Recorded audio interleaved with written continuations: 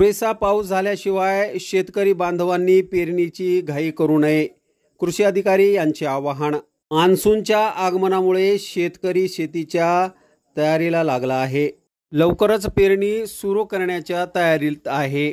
शेतकऱ्यांनी पुरेसा पाऊस झाल्याशिवाय पेरणीसाठी घाई करू नये असे आवाहन जिल्हा कृषी अधिकारी ढगे यांनी केले आहे.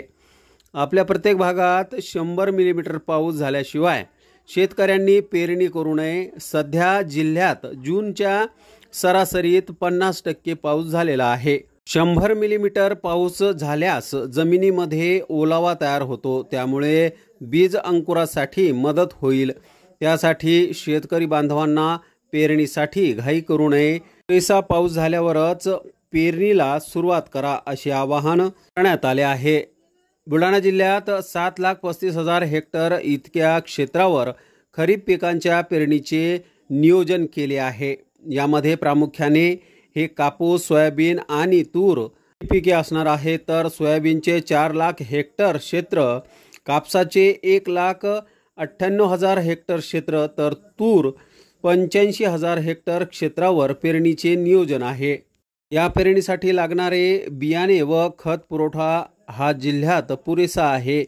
शेतकऱ्यांनी कुठल्याही एका विशिष्ट खताची मागणी न करता बाजारात असलेले सर्वच बियाणे व खते दर्जेदार आहेत. सर्वच प्रकारचे बियाणे, खते व आधुनिक वापरणे आवश्यक आहे. आज रोजी जिल्ह्यामध्ये काही ठराविक भागात कापसाची पेरणी ही ज्या ठिकाणी संरक्षण सिंचनासाठी सोय आहे अशा भागामध्ये कपासीची पेरणी केलेली आहे. 100 मिलीमीटरपेक्षा जास्त पाऊस झालेले 4 तालुके आहेत. त्या भागात सोयाबीनची पेरणी झालेली आहे. पण बुलढाणा जिल्ह्यामध्ये आपण 7,35,000 हेक्टर इतक्या क्षेत्रावर खरीप पेरणीचे नियोजन केलेलं आहे. त्याच्यापैकी प्रमुख पिकं जी आहेत आपल्याकडे ती सोयाबीन, कापूस आणि तूर ही आहेत. सोयाबीनचं साधारणतः 4 लाख हेक्टर इतकं क्षेत्र, कापसाचं 1,98,000 क्षेत्र आणि तूर 85,000 हेक्टर इतक्या क्षेत्रावर पेरणीचे नियोजन आहे. आणि या सर्व पेरणीसाठी लागणारं बियाणं आणि खतं याचा पुरेसा साठा तो जिल्ह्यामध्ये आपण करून ठेवलेला आहे. शेतकऱ्यांनी कुठल्याही एका विशिष्ट वाणाचं किंवा एका विशिष्ट खताची मागणी न करता बाजारात सर्वच खतं आणि बियाणं ही दर्जेदार असल्यामुळं सर्वच प्रकारच्या खतं किंवा बियाणे किंवा आधुनिक जी आहेत ती वापरणं आवश्यक आहे. जिल्ह्यामध्ये आजपर्यंत जूनच्या सरासरीच्या 50% इतका पाऊस झालेला आहे.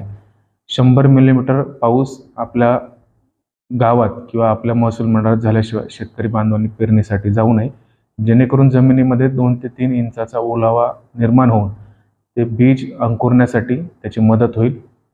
त्यामुळं घाई न करता पुरेसा पाऊस झाल्यानंतरच पेरणी करावी.